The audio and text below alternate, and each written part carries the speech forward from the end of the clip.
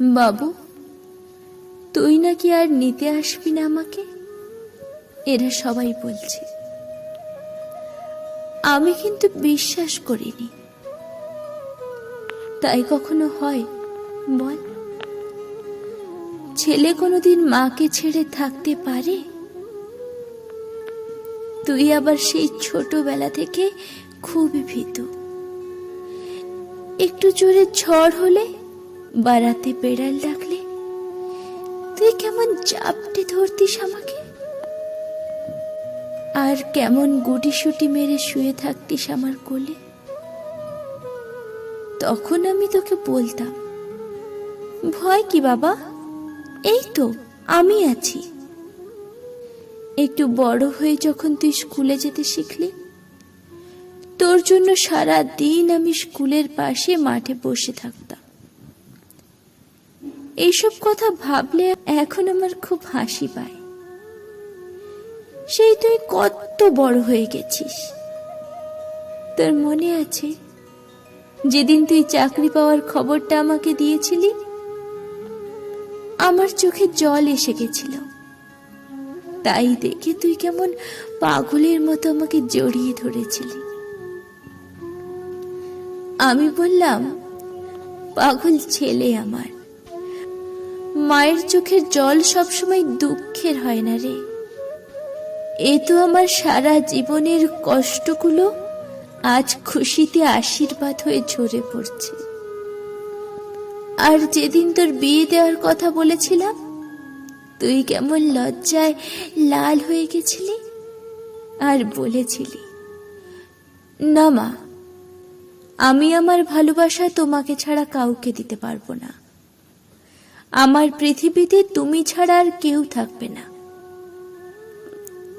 আমি বলেছিলাম, ভালোবাসা বিলিয়ে দিলে কমে না রে। তারপর তোর বিয়ে হলো।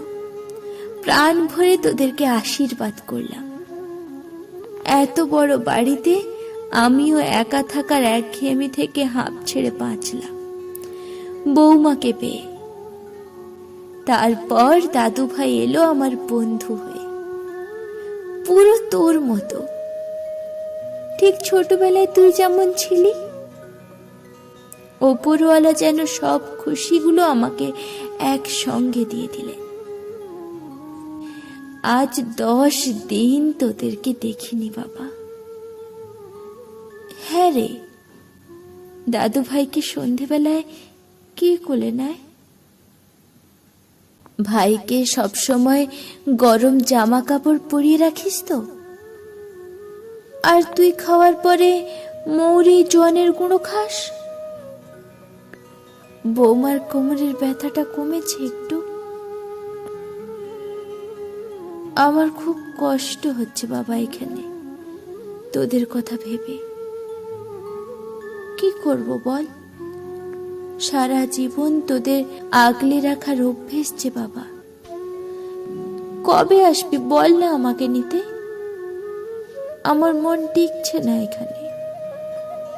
এখানে অনেক লোক আছে, কিন্তু আমার চোখ তো তোদের পথ যে বাবা। সারা জীবন তোকে বুকে আগলে রেখেছি বাবা। এখন আমাকে বুকে না পারিস, অন্তত বাড়িতে একটু জায়গা দে না বাবা। তোর অত বড় বাড়িতে কত জিনিস, সেখানে এই বুড়িটার একটু ঠাঁই হবে না রে বাবা।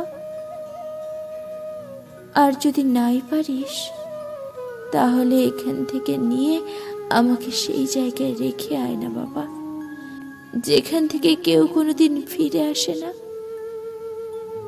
কেউ কোনোদিন ফিরে আসে না।